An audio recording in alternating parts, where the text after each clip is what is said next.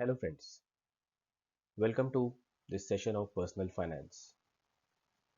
Personal finance, what is it?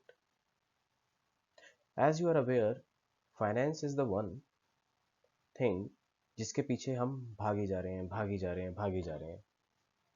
Ultimately if we are going to office या हम business कर रहे हैं तो हम किस लिए कर रहे हैं? पैसे के लिए कर रहे हैं. तो जब हम पैसे के लिए ही सब कुछ कर रहे हैं और अगर हम उसको सही से ना मैनेज करें तो ये तो फिर नाइंसाफी होगी. तो ये सेशन हमारे लिए इम्पॉर्टेंट है. Session on personal finance, developing a wealth creating mindset. मतलब हमारे को अपने दिमाग को ऐसे चैनलाइज करना है कि वो वेल्थ क्रिएट कर सके. And what is wealth? Wealth होती क्या है? कहाँ से आती है? कैसे बनती है? आएगी तो डेफिनेटली अगर हमारे कोई एंसेस्टर्स जो है हमको दे जाएं तो वहाँ से आ सकती है. पर इंडिया में most of the people want to create their own wealth.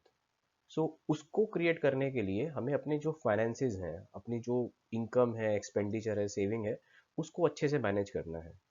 और ये सेशन आपको एक ब्रीफ इंट्रोडक्शन देगा how you can start.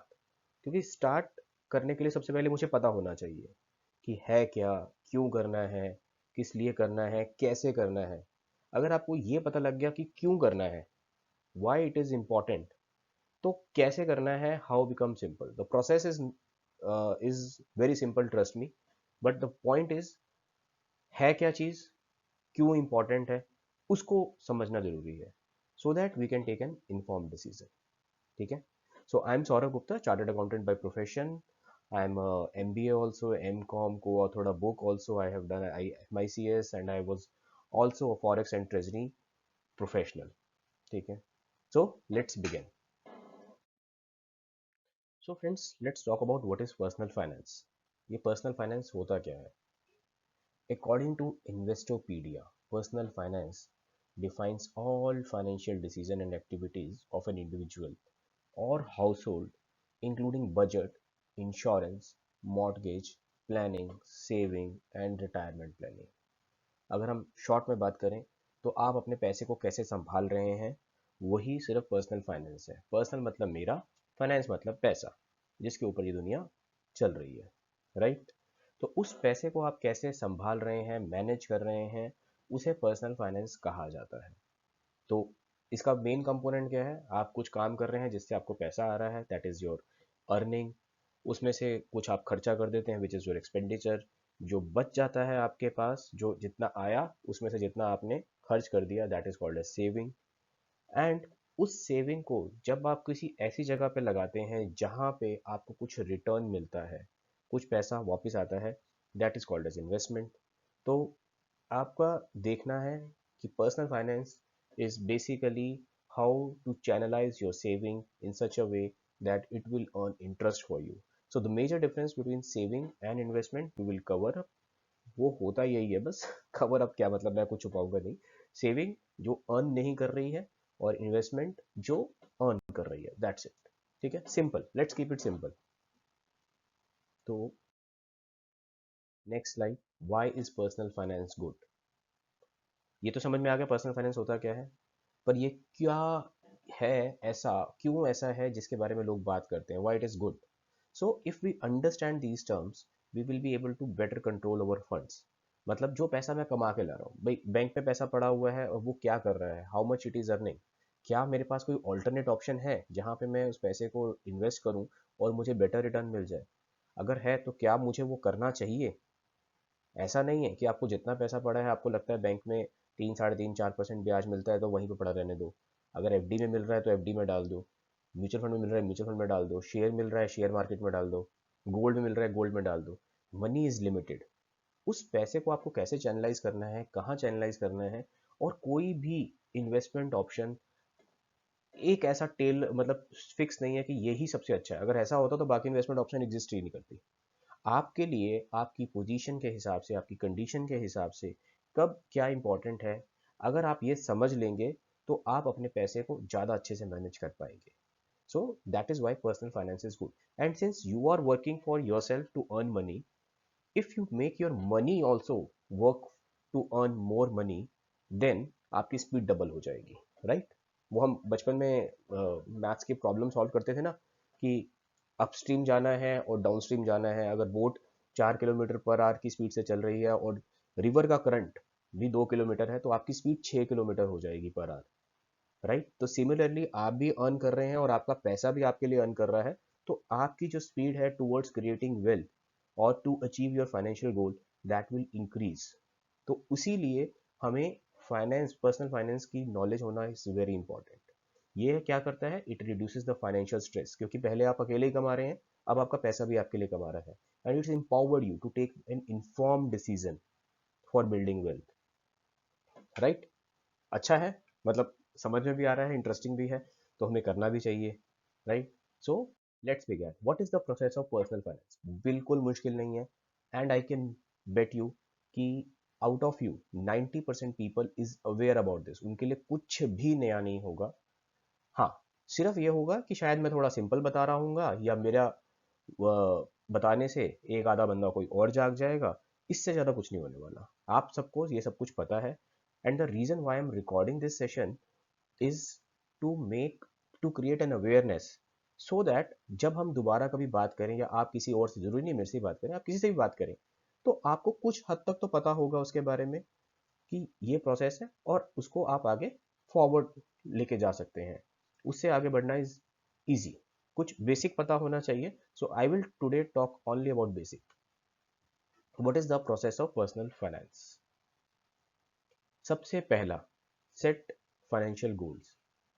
When we say financial goals, तो हमें अपने गोल्स, मुझे मुझे पैसा क्यों कमाना है, Y am earning money.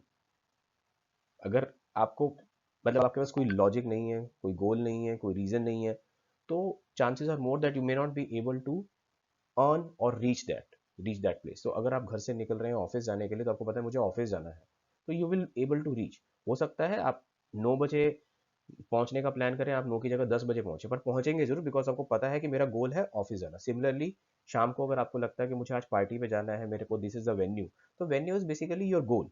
So if you have goal, you will be able to achieve it, you will be able to reach it. If you don't want to reach, आपको पता है मुझे शाम को पार्टी पे जाना है, but you find it a little boring, आपको अवॉइड करनी है, तो आप अवॉइड भी कर लेंगे, that is also a goal. But आप करेंगे वही जब आपको गोल सेट होगा, राइट। तो goals can be short term, mid term and long term. Short term मतलब 1 से 5 साल तक मान लीजिए आपका शॉर्ट टर्म गोल है।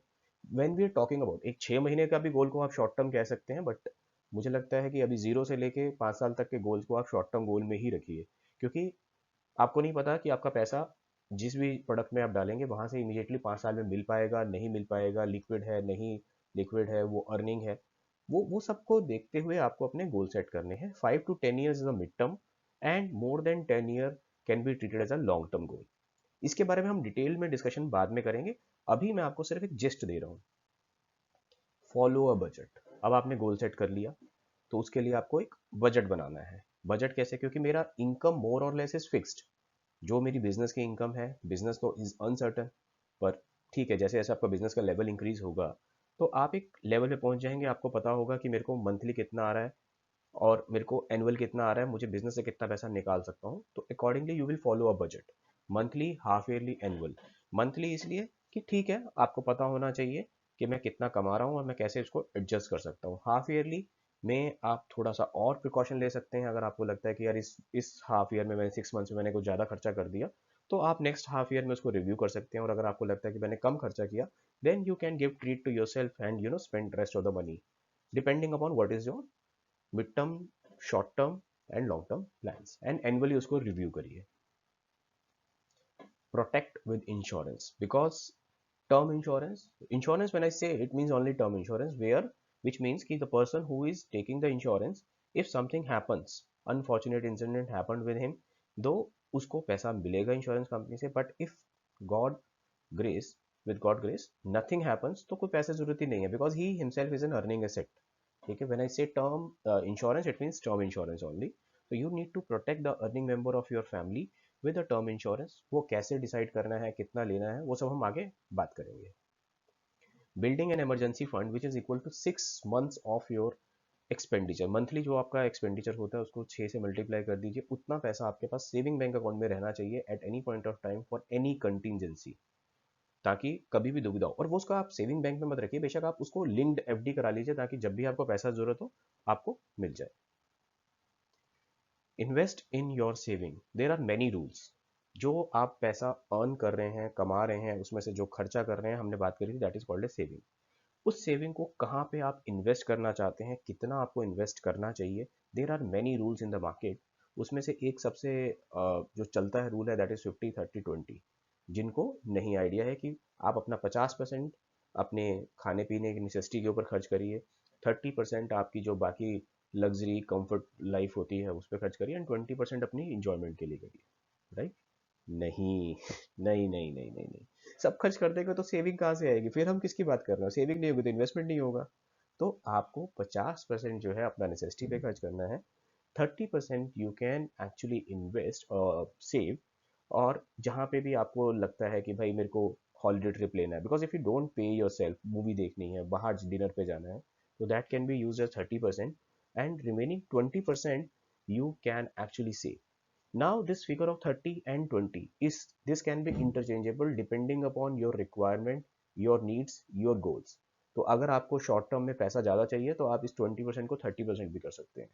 कोई कहेगा कि नहीं मैं तो 50% सेविंग करूंगा, yes, if your goal is aligned in such a way, your expenditure और सेविंग अगर आपको परमिट होता है, तो you don't need to spend anything. कई बार आपका सारा पैसा जो है आपकी कंपनी उठा लेती है या पेरेंट्स उठा लेते हैं, तो you may save 50%, but 50-30-20 is general rule. और कोई भी रूल हम जब बात कर रहे हैं ये फिक्स नहीं है, these rules are totally flexible. We will be discussing about more rules, but this is 50-30-20। 50% अपना डेली लाइफ में खर्च करिए, 30% अपना इंजॉयमेंट के लिए खर्च करिए, एंड 20% सेविंग करिए। मैनेजिंग डेब्ट्स, अगर आपको लोन लेना पड़ता है, लोन लेना is very important. I will not say कि लोन नहीं लेना चाहिए, but there are good loans, there are bad loans. We need to first differentiate between what is good loan, what is bad loan. तो अगर मेरे को अच्छा loan लेना पड़ रहा है जहाँ पे मुझे कुछ ऐसा एसेट खरीद रहा हूँ जिसका मुझे फ्यूचर में रिटर्न आएगा या कैपिटल एप्रिसिएशन आएगा, that are good loans. Bad loans can be treated as a car या कोई ऐसा एसेट जिसकी वैल्यू डेप्रिशिएट हो रही है। तो यहाँ से मुझे लोन की ईएमआई चुकानी पड़ रही है और वहाँ से जो मैंने एसेट की वैल्यू ली थी वो भी कम हो रही है, so that is termed as a bad loan. But buying a car is not always a bad loan, we can figure out as we move ahead in this session. Plan for taxes, so when we invest our money we need to find out कि हम जो invest कर रहे हैं वो ऐसा जगह पे इन्वेस्ट करना चाहिए जहाँ पे मुझे टैक्स एफिशिएंट रिटर्न आए। तो क्या होता है, कई बार हम इन्वेस्ट कर देते हैं, मुझे अर्निंग हो रही है 30, मतलब 100 रुपीज़, लेकिन अगर मेरे को उसमें से 30 रुपीज़ 30% टैक्स लग गया तो मैंने कमाया 70 रुपये। इससे अच्छा होता है कि मैं 8% के ऊपर कहीं भी इन्वेस्ट कर देता जहाँ पे मुझे 80 रुपीज़ मिलते बट उसके ऊपर टैक्स नहीं लगना था। सो देर आर वेरियस इंस्ट्रूमेंट्स जहाँ पे टैक्स फ्री है, देर आर इंस्ट्रूमेंट जहाँ पे टैक्स लगता है। अब when we calculate interest return, most likely it is the post tax return, मतलब टैक्स कटने के बाद मेरे हाथ में क्या आएगा, that is what a return is for me. Plan for your retirement, we all know हम सारी जिंदगी तो काम कर नहीं सकते। प्राइवेट सेक्टर में थोड़ा जल्दी रिटायरमेंट हो जाता है, गवर्नमेंट सेक्टर में है तो 60-58 जो भी आपकी एज है उसमें रिटायरमेंट हो जाएगा।